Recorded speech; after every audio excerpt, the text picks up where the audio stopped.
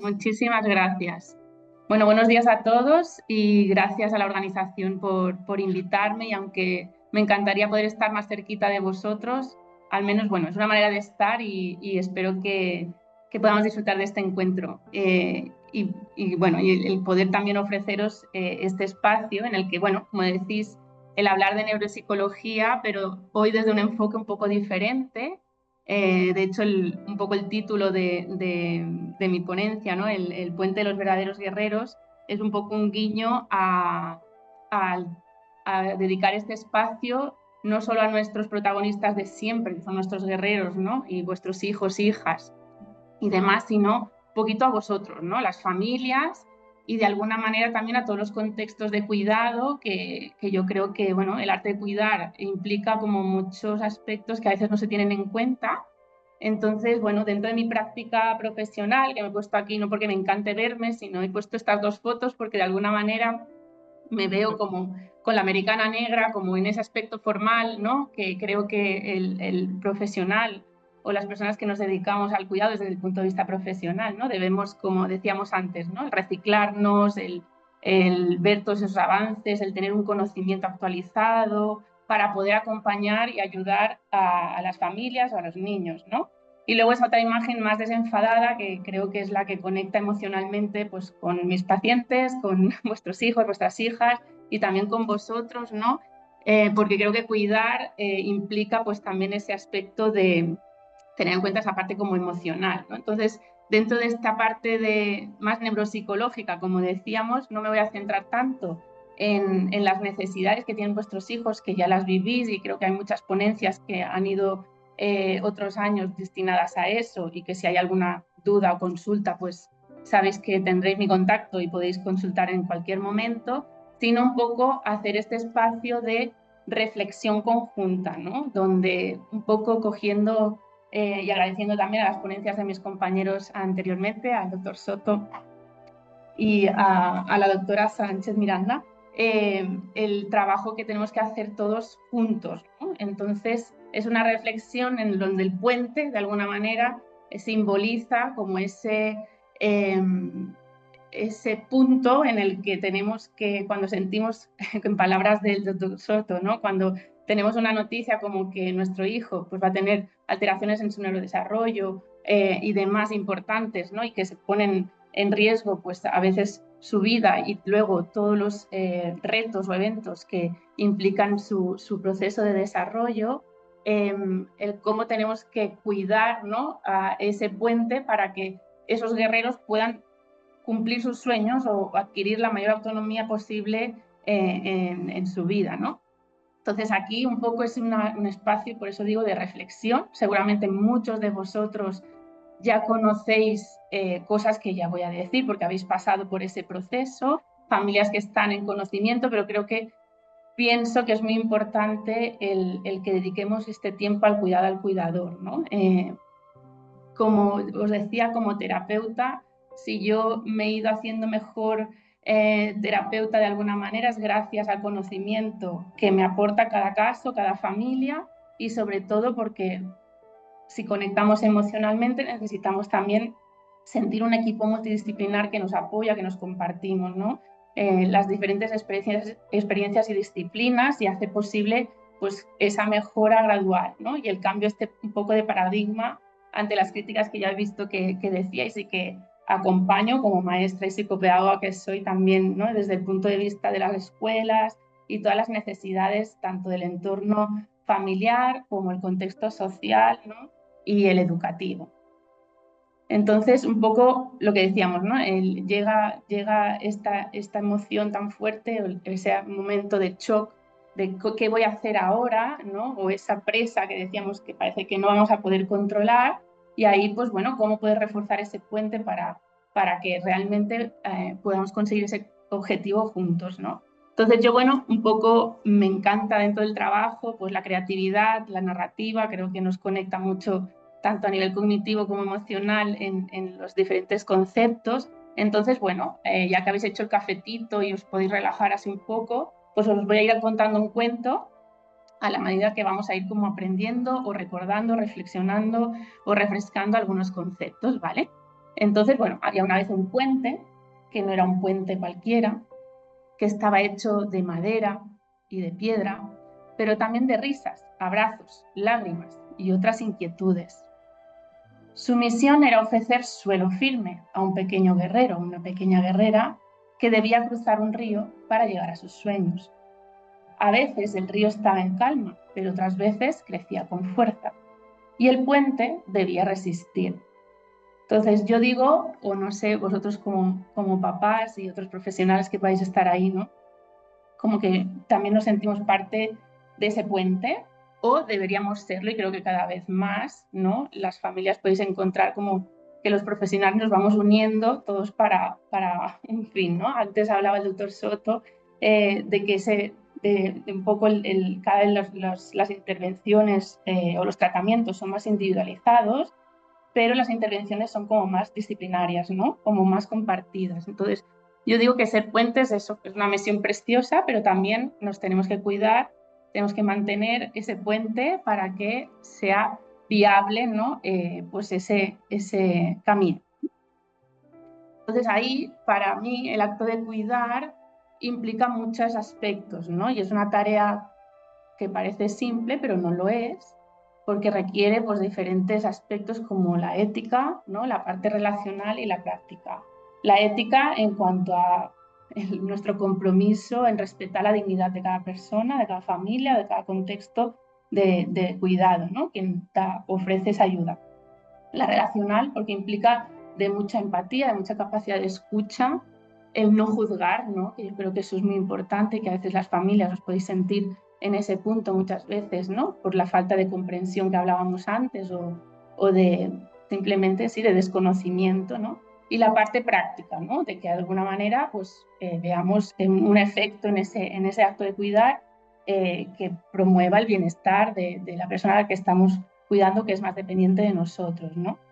Entonces ahí vemos como ese ciclo de cuidado, ¿no? En el cual pues aprendemos que cuidar es algo más que asistir solo a la medicación o el ofrecer la alimentación necesaria o demás, sino que implica otros muchos aspectos que un poco recogiendo lo que hablábamos antes de las escuelas, ¿no? Que la escuela antiguamente era como, bueno, la escuela se va para educar, ¿no? A los niños, enseñarles, y también tenemos que introducir ese elemento del cuidar, ¿no? Y que eso muchas veces pues no se tiene tan en cuenta porque implica de todos estos aspectos, ¿no? Que decíamos.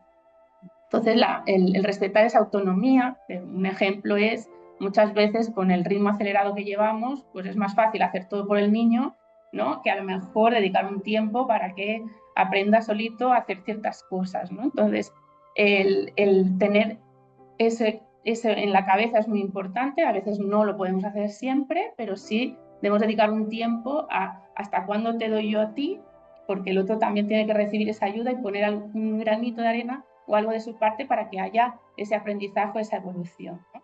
El responder a las necesidades. Hay veces que podemos como interpretar que la persona necesita una cosa u otra, pero tenemos que aprender a escuchar, a comprender el contexto y a lo mejor lo que necesita en ese momento no era comer, sino que estaba aburrido y necesitaba jugar, y a lo mejor si no lo puede comunicar bien, pues nos podemos llegar a momentos de frustración y demás, ¿no? Es un ejemplo.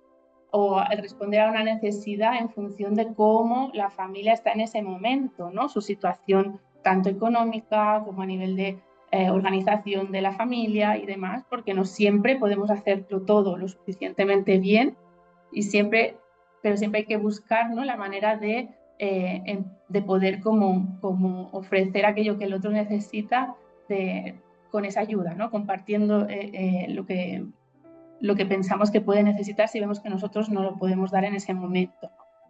El anticipar necesidades, que también es un aspecto de acto de cuidar que a veces vosotros sois las familias, ¿no? Sabéis muy bien cuándo anticipar ciertas cosas que sabéis que puede como afectar a vuestros hijos o a vosotros mismos, pero como digo yo, siempre desde una experiencia ya como más aprendida. Hay veces que no podemos anticipar cosas que uno no sabe o que no ha experimentado, que no ha atravesado por ese camino. Entonces ahí también el poder tener esa red de personas que nos cuidan o que nos pueden ayudar a anticipar, pues es muy importante, ¿no? Para poder también sentirnos más seguros, ¿no? Y más capaces de resolver cualquier adversidad. El promover la identidad, lo que hablábamos antes de la dignidad de la persona, muchas veces, ¿no? Con las familias es como se ve más la etiqueta que no al niño o quién es el niño o la niña, ¿no? Y eso es un aspecto que es muy importante al tener en cuenta para potencializar aquello que caracteriza y nos hace únicos y no solo la dificultad o el nombre de la enfermedad o del trastorno que pueda haber detrás. Entonces eso también en el acto de cuidar creo que es muy importante y que cuando hemos trabajado conjuntamente con las familias y los niños es como un aspecto que creo que da como mucha luz y un cambio también de paradigma, ¿no?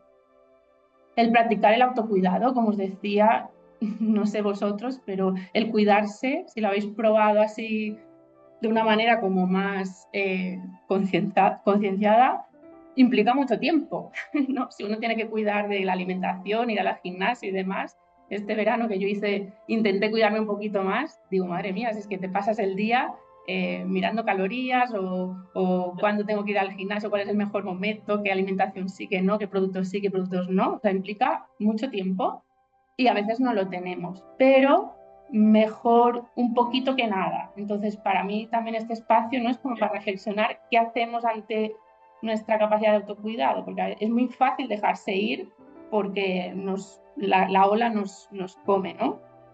El mostrar, como decíamos, esa empatía, ¿no? En el acto de cuidar es muy importante comprender, ponerse en el lugar del otro sin confundirse con el otro para poder poner esa distancia que nos permite dar ese apoyo, ¿no? Y no removernos igual que esa persona está en ese momento. Entonces, entender desde esa reciprocidad también implica un ejercicio consciente, ¿no? De saber cómo estoy yo, cómo me regulo yo, cómo me afecta a mí esto que está pasando y poder ofrecer esa ayuda al otro según sus necesidades, ¿no? Y luego el mantener la responsabilidad ética en el sentido de todos tenemos nuestras limitaciones y tenemos que saber cuándo nuestra ayuda a lo mejor en ese momento no está siendo la principal o la más importante y en el caso de los profesionales saber derivar a otros compañeros o compañeras, ¿no? O en el caso de las familias y demás, saber pues que a lo mejor estoy poniendo lo que a mí me gustaría y no lo que a la criatura ¿no? le necesita, ¿no? Entonces, bueno, todos esos como juego de equilibrios, ¿no? Que digo muchas veces, implica en el acto de cuidar tener en cuenta muchas cosas, ¿no? Que lo hacen como, bueno, a tener en cuenta, ¿no? Que no es algo fácil. Luego, hablar un poco de esos beneficios, o sea, hay personas que nacen para cuidar en el sentido porque tienen como esa motivación interna. También puede ser por las vivencias, experiencias de cada uno, ¿no? Y entonces ahí, pues, creo que también implica ¿no? Es muy gratificante hacer sentir bien al otro, es precioso, o sea, es algo que, que es muy bonito, ¿no?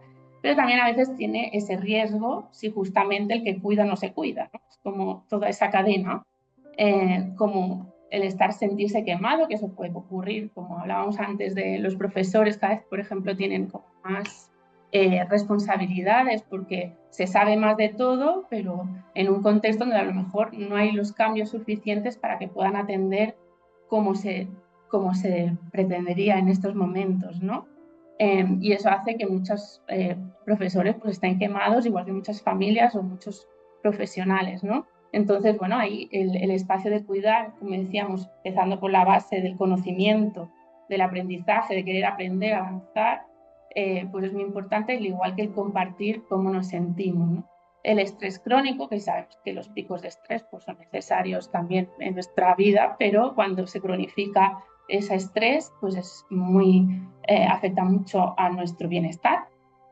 Aparte de todas las crisis psicológicas o emocionales, de alteración emocional, sea ansiedad, depresión, ¿no? y muchos otros factores que afectarán lógicamente a nuestro acto de cuidar.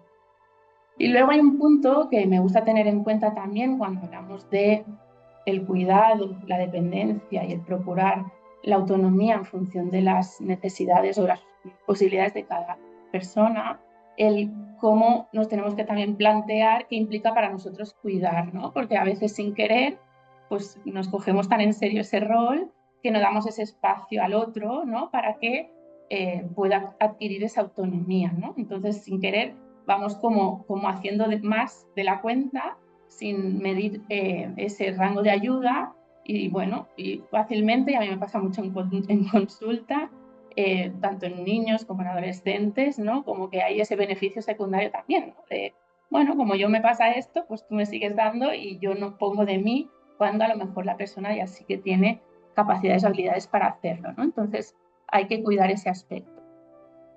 Antes habéis nombrado, ¿no? Algunas cosas que, como la parte del colegio, como uno se puede sentir a veces como solo, ¿no? Dentro del proceso o que el contexto no entiende lo suficiente. Entonces, en consulta, algunos de los sentimientos que me he encontrado también en relación al trabajo con vosotras, las familias, ¿no? Es cómo afecta también la mirada de los demás, ¿no? De cómo muchas veces nos sentimos impotentes o frustrados, ¿no? Porque a lo mejor está pasando una situación de crisis que puede ser de conducta, aunque sea secundaria a una alteración por la epilepsia, y cómo eso afecta pues, a nuestro bienestar, como os decía antes, ¿no? Con ese estrés crónico o aspectos psicológicos de desbordamiento que deben ser atendidos y de ahí tanta importancia pues, a espacios como tenéis estos días aquí, pero también en el día a día, ¿no? La vergüenza y el aislamiento, cuántas familias pues, van reduciendo el salir, el compartir con otras familias, el ir al parque, y eso al final también afecta, en lugar de fortalecer ese puente, ¿no? Sensibilizar o sentir que la comunidad me va entendiendo, pues me voy como apartando, ¿no? Y eso pues lógicamente genera como mucho malestar y un riesgo importante para nuestro bienestar. La presión por aparentar normalidad, eso sobre todo en contexto familia, con la propia familia muchas veces puede pasar, ¿no? Cuando tenemos encuentros familiares y hay aspectos, como digo yo, sobre todo en las epilepsias, hay veces que hay esa parte que no se ve, ¿no? Es como si no tiene crisis está bien, pero todos esos efectos que no se ven a nivel emocional o de la regulación de la conducta y demás, pues es como al final lo que decíamos, creo, una mamá antes, ¿no? Como si eres caprichoso, mal estudiante o que no quieres hacer las cosas y no es eso, ¿no? Hay que entender todo ese contexto y no es que mamá esté malcriando o aislando al niño, sino que a lo mejor en esta situación pues no se puede, no nos podemos como compartirla como a todos nos gustaría, ¿no? Entonces, bueno, ese esfuerzo de siempre aparentar que todo está bien, pues a veces también es muy desgastante, ¿no? La comparación, obviamente, con otras familias, porque cada caso, cada familia, cada situación es diferente y si bien podemos compartir situaciones y experiencias, ¿no? El poder compararnos solo hace que a veces pongamos en duda la situación que estamos ahora. Entonces, bueno, el poder compartir eso a veces también y analizar todo el contexto nos ayuda a pasar, como digo yo, de ese sentimiento a veces de culpa, de que estaré haciendo mal y demás, a la responsabilidad de darnos cuenta que a lo mejor podríamos hacer un cambio, ¿no? Y que eso también pues favorece el avance. Y luego ese impacto, cómo nos impacta cada uno a nivel emocional, pues también tiene su riesgo, ¿no? Sus sentimientos, su riesgo para el cuidador, ¿no? Sobre todo porque al final nos cuestionamos por qué me ha tocado a mí, por qué es así y demás, pero el cómo vayamos a afrontar esa situación y el verlo como qué oportunidades puede hacer para mejorar la calidad de vida, eso es lo que nos va a ayudar justamente a tener un poquito de alivio y de sensación de que podemos mejorarla, ¿no? Entonces, como aquí os digo, ¿no? Que esos sentimientos que pueden implicar en nuestra calidad de vida, como veis aquí he puesto varios que ya hemos ido diciendo, y que obviamente van a cambiar en función de si tenemos un niño más en edad temprana, si es en edad escolar, la adolescencia, la transición a la vida adulta. En cada momento evolutivo hay unas necesidades diferentes y también la intervención y el cuidado va a ser diferente. Y como veis en negrita, como que he señalado un poco la parte de red social y apoyo comunitario como lo que hablábamos antes del estigma y la aceptación social, porque si bien no podemos medir el efecto que tiene el bienestar del cuidador en la evolución de nuestro hijo, no hay un número así como exacto, muchos estudios hablan de que cuando hay una buena percepción o la salud, digamos, o el bienestar de la familia es lo más adecuado posible por la situación que se está pasando, pues también el camino o la evolución es diferente, ¿no? Porque al final pues, hay esa interconexión entre todas las áreas y es súper importante poder hacer cosas donde decíamos antes, hay aspectos que no se pueden cambiar, pero tenemos que poner el foco en lo que sí que podemos cambiar, ¿no? Y ese es nuestro esfuerzo y donde tenemos que seguir luchando con los guerreros. Aquí hablábamos de estos aspectos imprescindibles, ¿no? En cuanto a la calidad de vida, he puesto esta foto porque, bueno, es uno de mis pacientes, ¿no? Y me gustó mucho para poder ponerla aquí, ¿no? Bueno, que a veces aparentemente, lo que decíamos antes, ¿no? Aparentemente está todo bien, pero hay muchas cosas por hacer, ¿no? Y si bien el paciente, vuestros hijos, vuestras hijas, las familias, en el entorno más médico, terapéutico, más individual, podéis encontrar ese apoyo y demás, pues vemos que tenemos que ir como a salir más al contexto, ¿no? Lo que hablabais antes de las escuelas, cómo cuidamos al cuidador maestro o maestra, profesor, profesora, y es a través de no solo las formaciones, de muchas coordinaciones que hacemos con los pacientes, ahí con los profesores de nuestros pacientes, mucha parte de la coordinación trata también, o yo al menos lo procuro así, porque así creo que puedo ayudar más a ese profesor o profesora, es cómo se siente él, qué hace, qué recursos tiene, ¿no? Porque no nos paramos a pensar que nuestra acción de educar, de enseñar, cuando estamos en una aula con muchos niños delante, pues también recibimos, ¿no? O nos afecta emocionalmente ciertas cosas. Hablabais del miedo, ¿no? Y el miedo no hay otra manera de vencerlo que es con el conocimiento. Entonces estoy de acuerdo en que tenemos que hacer ese esfuerzo en que haya contextos de cuidado más sensibles, más coordinados y que el transformar el miedo en conocimiento no es otra cosa que la sensibilización y el dar esa visibilidad para llegar a esa normalización que decíamos, ¿no? Y en el trabajo con los chicos es muy bonito cuando lo puedes hacer de cerca y como digo yo, al final con los tuyos, ¿no? Los que son una minoría tal vez, pero es muy bonito cuando puedes hacer ese acompañamiento real, de tener en cuenta a los hermanos, de tener en cuenta al grupo de amigos, de tener en cuenta a todos sus profesores y cuando puedes hacer esa red, pues obviamente es muy difícil. Un poco utópico puede sonar, pero yo creo que no es imposible, que son cambios de estructura y donde vamos a esa, sin duda, cada vez podemos hacer tratamientos médicos y terapéuticos y analizarlo como muy, muy personalizado, pero luego cómo lo llevamos eso al contexto, ¿vale? Más amplio para sentir que el puente también forma parte del puente, ¿no? Y que no estamos solos. Seguimos con el cuento. El puente se sentía orgulloso, aguantaba el peso de cada paso, resistía el viento, el agua, que a veces se desbordaba, pero que permitía que los niños guerreros avanzaran adelante. Pero también a veces el puente se cansaba, la madera crujía, el hierro se oxidaba y las piedras se desgastaban. Entonces la familia descubrió algo esencial. Si querían que el puente siguiera sosteniendo, también tenían que cuidarlo. Entonces ahí vemos, ¿no? Como que el puente es fuerte, porque sostiene, ¿vale? Pero permanece en pie, ¿por qué? Porque hay que reconocer también esa vulnerabilidad y cómo recibimos ese cuidado, ¿no? Y picar puertas, o sea, afrontar implica muchas veces, pues si esta puerta se cierra o no encuentro lo que necesito, pues voy a ir a buscar otra, porque hay personas que podemos y luchamos por poder también ayudar, ¿no?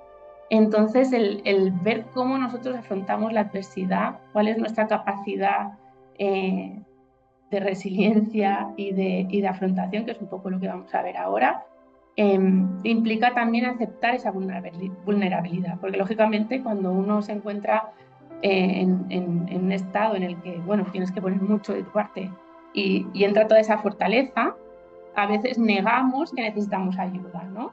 O porque hemos tenido muchas malas experiencias, o bien sea porque en ese momento no nos atendieron bien terapéuticamente, o el médico, o el profesor que me ha tocado este año no.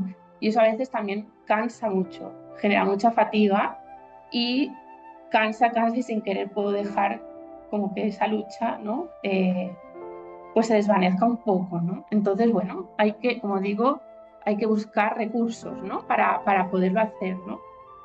Porque ahí lo que hablábamos, o sea, nuestra capacidad de afrontar emocionalmente va, pues bueno, nuestro cerebro también se ve afectado en muchas cosas, lo habréis sentido muchos de vosotros y si no, luego si podéis compartir, pues será genial, ¿no? Como pues sentir esa fatiga crónica, ¿no? Que estoy cansado, que no estoy durmiendo, me siento, ¿no? Mis emociones a veces pues son como una montaña rusa, no sé regularme como antes, ¿no?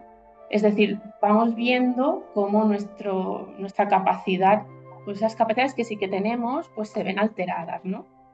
¿Y qué hacemos? Muchas veces yo digo, he tenido que luchar mucho a veces con algunas familias para que cuando vienen a las terapias o así, es como, bueno, toda la hora es para el niño y a veces yo digo, bueno, sí, pero es que ojalá, o sea, necesito que seas tú, porque tú eres el cuidador que está más tiempo, tú eres la persona que tiene que poder sostener y que puede tener que acompañar. Entonces, lo quieres dar todo por tu hijo, pero empecemos por darte un tiempito a ti, porque si no, a tu hijo no le estás dando ese 100%, ¿no? Que no nos lo parezca, eso es así, ¿vale? Y es por eso digo que os invito a reflexionar en eso para que lo tengamos en cuenta, ¿vale? Entonces, como os decía antes, todo lo que vamos a hacer tendrá que ver con nuestra capacidad de resiliencia y afrontación, que son palabras muy bonitas, que aparentemente todos sabemos, ¿no? Lo que es, pero que cuesta poner en práctica. Y porque somos, bueno, las personas tendemos también, como digo yo, es un esfuerzo muchas veces tener esa resiliencia, esa afrontación 100%, ¿no? Y a veces es más fácil el dejarse ir, ¿no? Que el poner en medidas que impliquen cambios, ¿no? A mí me gusta mucho como esta definición de resiliencia en la que hay esa simbiosis que une pues, nuestra capacidad de flexibilidad, ¿no? De resistencia, adaptación y de recuperación, ¿no? Y parece fácil esto, pero realmente no lo es y tampoco aquí yo voy a dar ninguna estrategia mágica, sino que hay que tener en cuenta cada vez que tomo esa decisión o que afronto una situación, qué forma tengo yo de hacerlo, cómo lo hago para aprender de mí mismo y poder llevarlo a un escenario como más llevadero, ¿no? Porque no será ni positivo ni fácil, yo siempre digo, no es, no es negar el sufrimiento o la tristeza, no, es acompañar esos sentimientos de la mejor manera posible, ¿no?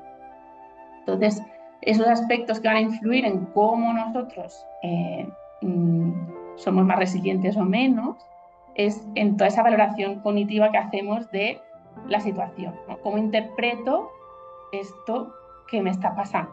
¿No? ¿Qué recursos tengo? Es decir, en este momento, porque claro, también somos personas, nos pasan cosas todos los días, no solo soy mamá de o papá de, ¿no? Sino que me pueden pasar cosas en el trabajo, con un amigo, el tener una pérdida en familia, es decir, hay momentos en los que, bueno, todo se puede hacer muchísimo más difícil, entonces ahí uno también tiene que disminuir y no culparse por eso, o sea, hay que entenderlo. De ahí que las redes de apoyo sean fundamentales, ¿no? El sentirse solo creo que es una de las cosas que estamos viendo, ¿no? Que es como que más puede llevar al hundimiento, a realmente a la afectación de la persona. Entonces, bueno, el tener como esos nexos de unión, ¿no? Con otras familias, con nuestra familia propia, ¿no? Con nuestra pareja, pues es muy importante.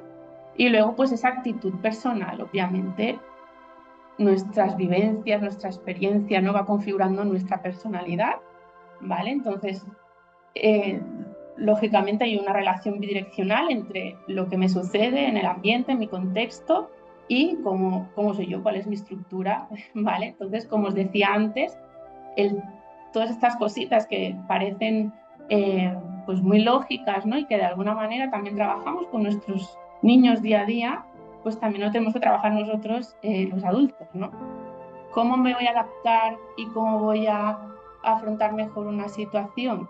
Pues lógicamente en la forma en que percibimos, sentimos, pensamos y respondemos, ¿no? Como veis, afrontar forma parte de esa resiliencia, ¿no? Es decir, cómo vayamos a afrontar las cosas o de qué manera cuando me llega una situación dura, qué es lo que hago, cómo lo voy a gestionar, nos da mucha información y por eso ya luego cuando os pasemos también la información de la presentación y todo, os daré allí como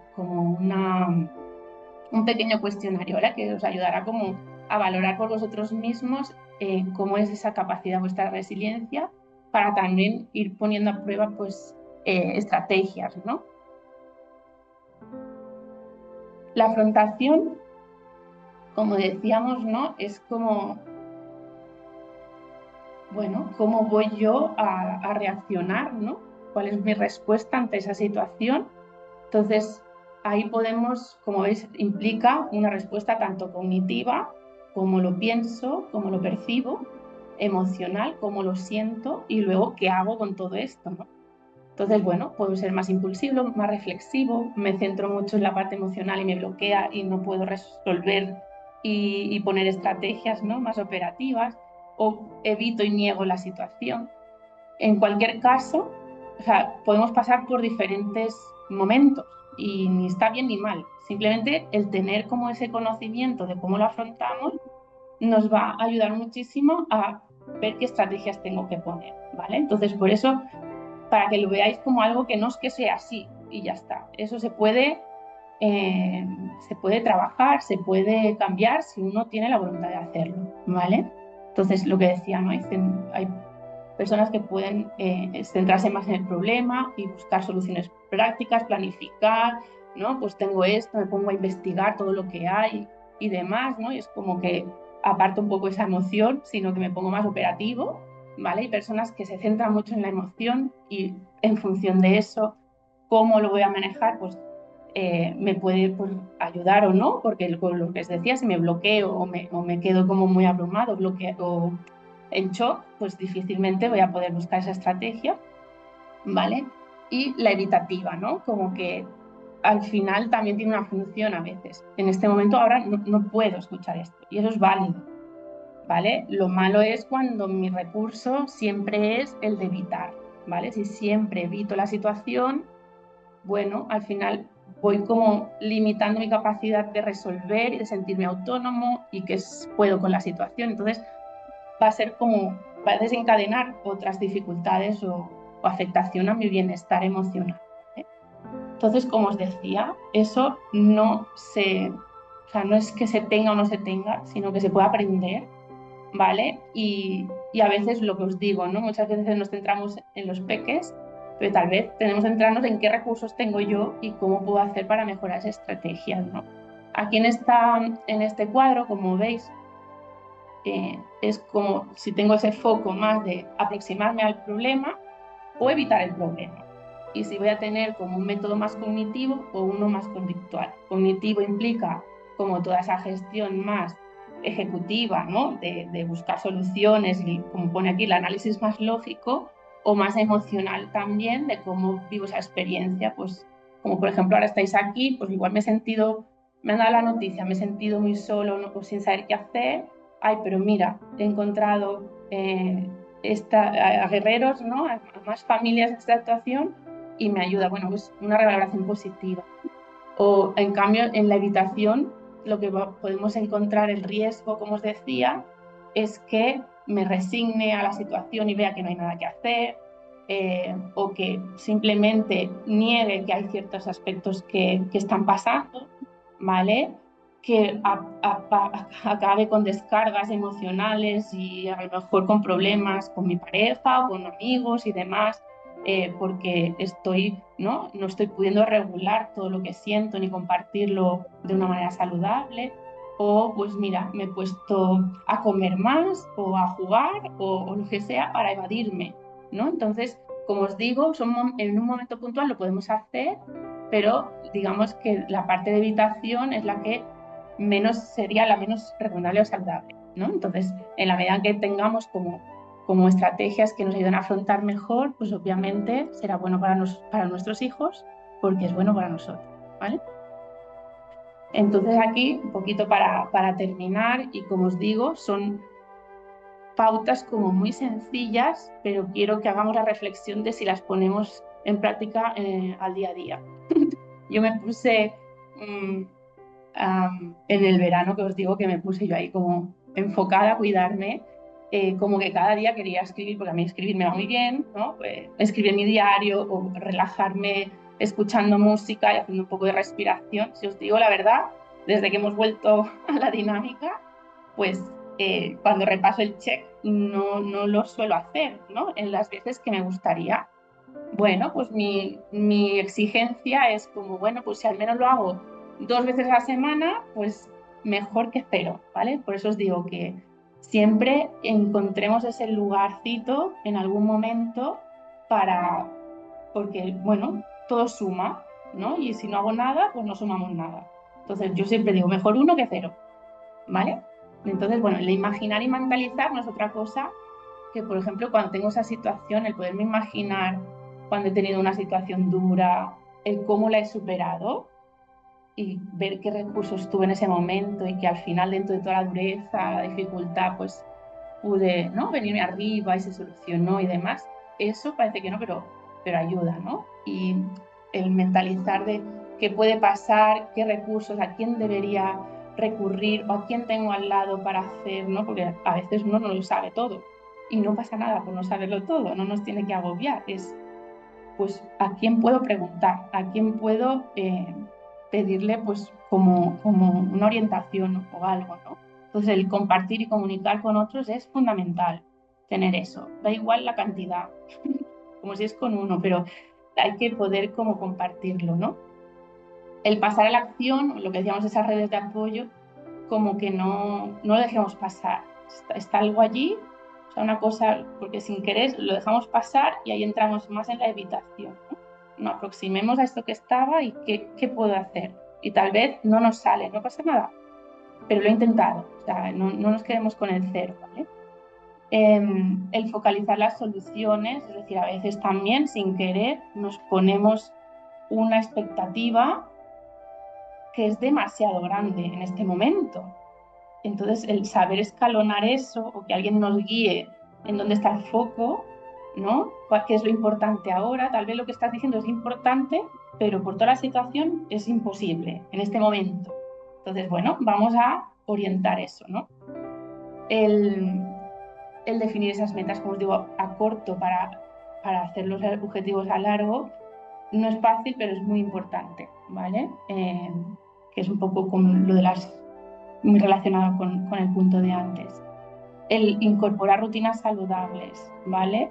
Hagamos una reflexión en todo, en el sueño, la alimentación, en el ejercicio, la parte emocional, espiritual, quien la tenga. O sea, vamos a pensar un poquito en qué puedo introducir en mi rutina del día a día, que ya sea un pequeño cambio que a lo mejor a la larga pues será bien bueno para mí, ¿vale?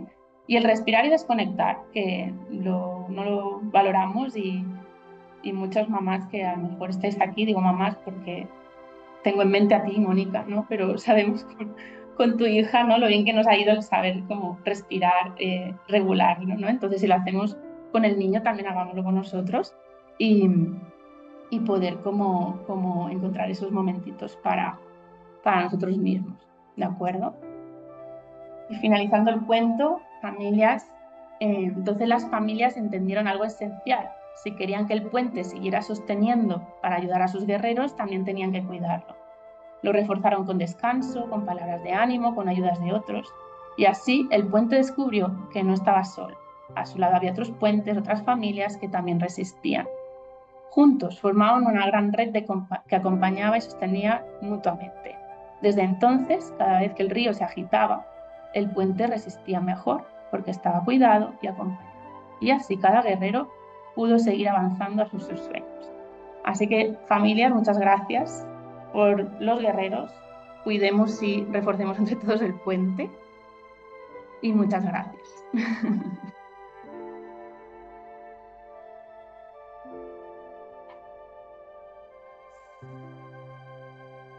Bueno, Neus, muchísimas gracias por tu ponencia. Ha sido súper interesante tener todas las claves para ser más resilientes, si cabe, aún, porque aquí tenemos un buen máster. Y nada, veo que nos dejas tu contacto, tomen nota. Y muchas gracias por participar en estas jornadas. Gracias a vosotros.